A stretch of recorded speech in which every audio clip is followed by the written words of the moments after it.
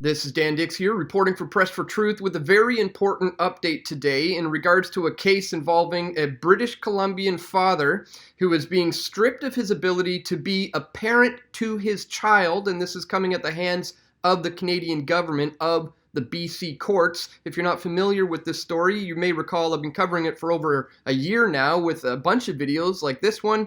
Court rules father cannot refer to 14-year-old daughter as a girl, and he must comply with transition.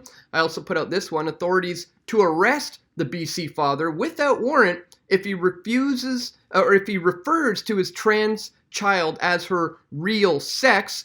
And then, of course, not long later, the father was gagged and found guilty of something called family violence simply for calling his trans daughter a she.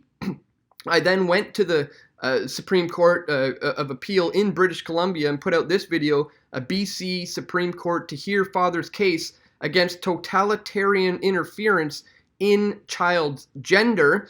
And then the BC courts went ahead and told him this. Father told, you are irrelevant to the medical care of your child when it comes to irreversible hormone treatment. And finally, I went down to the court again and put out this video, AB versus CD. The system isn't broken, the system is fixed. And now we have the latest coming out in regards to this case. We got this from the Star. Transgender teen has right to transition despite father's opposition, a BC appeals court has ruled. We're also going to take a look at this Federalist article, Canadian Appeals Court rules. Father can't stop teen daughter from taking male hormones. This is just an absolute travesty. This is a grave injustice that must be undone. So we're going to cover that and more in this video. But before we do, guys, I'd ask that you please head on over to pressfortruth.ca/donate, where you can support the efforts of this channel to bring you this type of information. Here you can donate with a one-time donation via PayPal. You can contribute Bitcoin or other cryptocurrencies. You can join here as a member. You can click on the Patreon banner here and become a patron, or you can use the Patreon alternative and sign up for a monthly reoccurring amount here. We also have this banner here. This is an event that I'm going to be speaking at next month in Acapulco. You can get your tickets by clicking on the banner, and when you use promo code PFT, you get 10% off your tickets. This is going to be a really cool conference. You got Dr. Ron Paul there. You got Free Ray Ricky Ross. You got the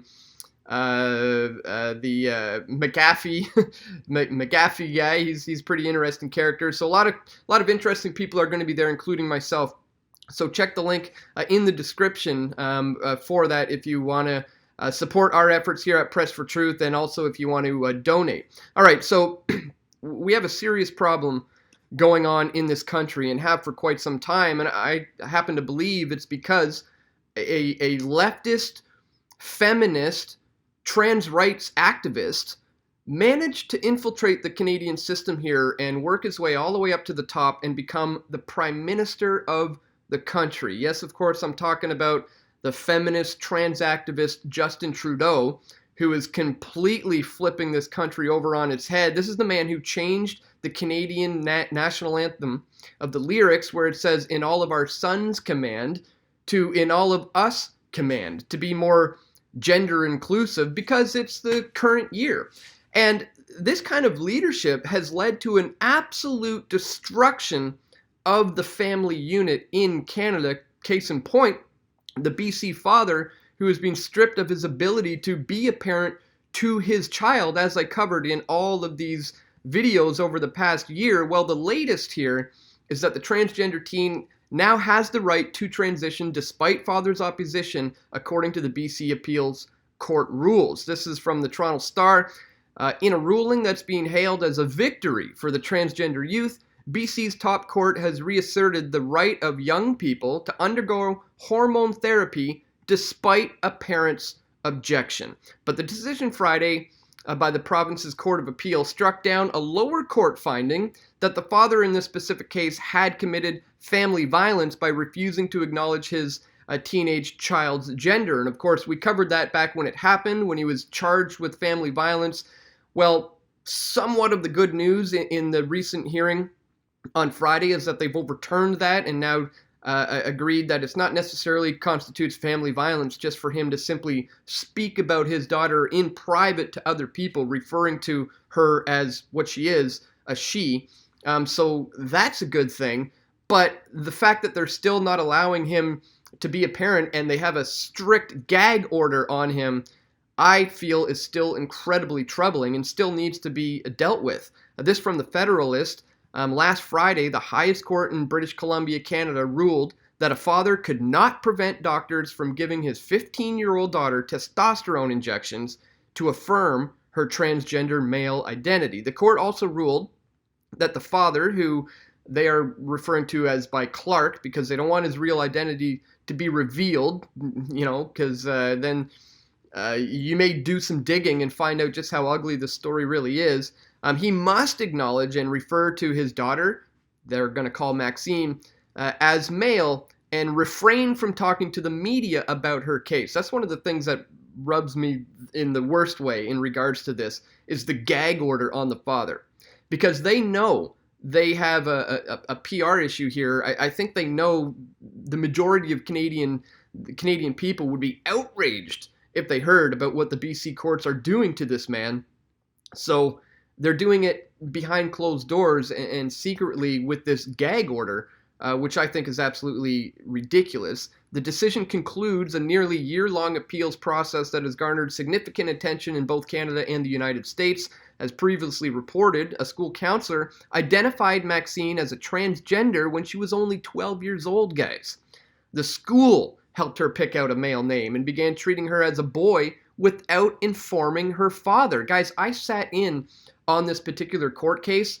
I heard them read out some of the statements by this daughter, and she admitted that this all started when she was in school. And she saw a video, I'm pretty sure she said when she was in grade 6, they showed her a video that had a transgender character in the video that was shown in school, and she started thinking, hey, I want to cut my hair short like a boy, like the girl, the trans kid in that video did. I want to be just like that trans kid. And when she started kind of exploring these ideas, it was the school who said, oh, you're having gender dysphoria, maybe you should talk to her counselor. And then the counselor's like, oh, maybe you should talk to the doctors. And then the doctors started pushing this idea of going ahead with the transition, all unbeknownst to the parents, guys. And the Canadian courts, the Canadian government, the BC courts here are perfectly okay with this. When Clark found out what was going on, he was deeply uneasy, but he went along with the school's recommendation that Maxine see psychologist and LGBT author Dr. Wallace Wong, who goes by IJ in the decision. To Clark's surprise, Wong recommended Maxine begin taking cross-sex hormones at 13 years old, and I would venture to say perhaps we take a deeper look into who this Dr. Wallace Wong is, who's so quick to tell children with gender dysphoria that they need to go ahead and start taking cross-sex hormones at the age of 13. That's just wrong. Suspecting his daughter's history of mental health issues might be more the cause than the effect of her gender dysphoria. Clark refused to grant immediate permission. Seems fair enough to me. He reasoned it would be better for Maxine to wait until she was older before she embarked on any irreversible course of treatment, something any responsible father would do when a young teenage girl is going through these phases. I mean, let's face it, a lot of teenage girls and young girls go through what we know as a tomboy phase, but it's just that. It's a phase. More often than not, after they go through puberty, they grow out of these ideas, mostly that were instilled on them by their schools and their school counselors. Shortly after Maxine's 14th birthday, however, Dr. Brendan Hirsch of BC Children's Hospital informed Clark that his consent was unnecessary. Not because Maxine's mother had consented, but because Maxine was capable of deciding the question on her own. Clark immediately took the matter to court, as he should. They're saying this young child has the right to, suggest that she should be able to do this. I mean, I don't know if you guys realize just how bad it's getting in this country, but not long ago we had something in Ontario introduced called Bill 89, which was an attempt to allow the government to take your children away from you, have protection services kidnap your child if you refuse to refer to your own child as their preferred gender pronoun. That's how bad this is getting, guys. I'm sure you know about Bill C-16 and the policing of our language when it comes to misgendering someone and not using their preferred gender pronouns. Well, Bill 89 takes it to the home, to the family unit, where it says if the parents don't do this, we're going to take the kid away from you. That's how bad it's getting here, guys. In late February 2019, Justice Gregory Bowden of the BC Supreme Court affirmed Hirsch's opinion, ordering that the 14-year-old Maxine should begin taking cross-sex hormones on her own prerogative.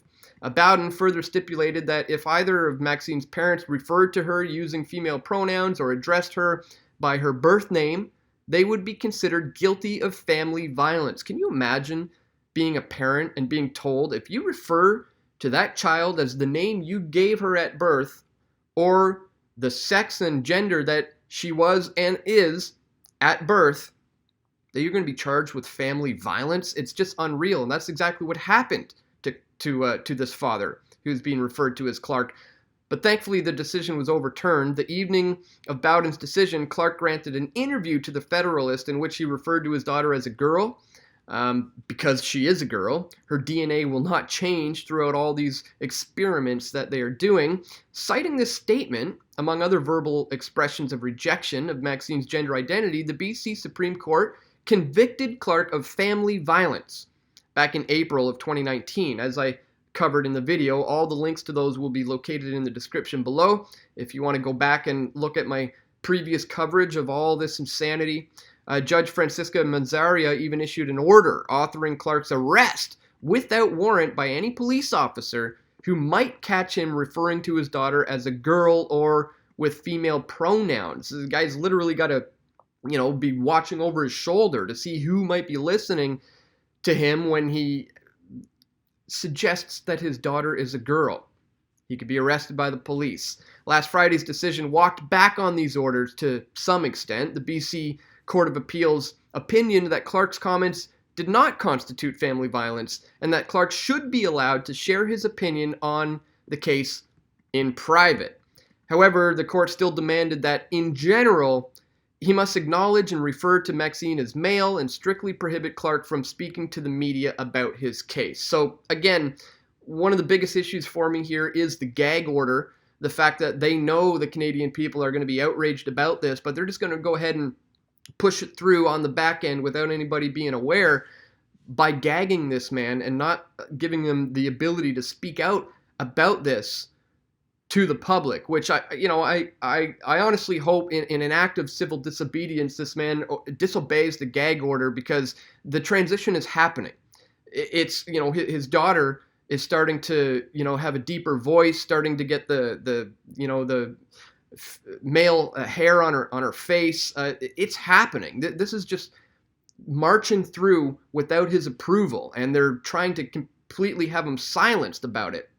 So I hope this man will speak out, and if he does, ladies and gentlemen, we really need to get behind him and support this man and what he's going through, because imagine if this was your child suffering through gender dysphoria, being pushed upon them by the Canadian system, by the education system, by this leftist, feminist, trans right activist government. It's just absolutely appalling, and this is why I wanted to bring it to your attention today, guys. I've been covering this case, as you've known, for well over a year now, and we're going to continue to cover it. But as we have it as of today, it looks like the official ruling is that the child is going to be allowed to go ahead with the transition on their own prerogative, despite the parents' wishes. They have backtracked on the family violence a situation, which is, I guess, a step in the right direction. But we still need to be able to stop these things from happening. Parents still need to be able to be a parent to their child without the interference of the government. It's really a sad state of affairs that we've come to in this country. But again, I think a lot of it comes at the hands of our transgender activist feminist prime minister who is really pulling the strings here. So if you're upset with what the BC Appeals Court of Appeals have done last week here with this case, let them know. I mean, let me know what you think about all this in the comment section below. Voice your concerns and show your support for this father. I mean, he will be reading the comments to this video, guys. Leave some comments in the comment section below. Let this man know that you will be behind him, and the viewers of Press for Truth will give him your utmost support and attention should he violate the gag order and engage in an act of civil disobedience and speak out about what is happening to his daughter. If that happens, guys, I strongly implore you to get behind this man, just as I will, and we got to support him and others like him moving forward for the sake of our children in this country. So this is something I wanted to bring to your attention today, guys. Please share this video. God knows the algorithms here on YouTube are designed to shadow ban this type of information from being seen because there is a serious agenda in this country to destroy the family unit. So they don't want you to learn about the other side of this story. They just want you to take it from the mainstream media, but that's why we continue to do what we do here at Press for Truth. So if you appreciate our efforts, once again, please click the thumbs up button, guys. Share this important video, this important update in regards to this important BC case with this BC father who's being stripped of the right of being a parent. And yeah, share this one, get it out there, let people know this is going on. We're going to continue to cover it, so be sure to subscribe to us here if you haven't already. And that's all for today, my friends. I want to thank you for tuning in. Stay tuned. We're going to have more video reports coming soon. This is Dan Dix reporting for Press for Truth. We all want truth.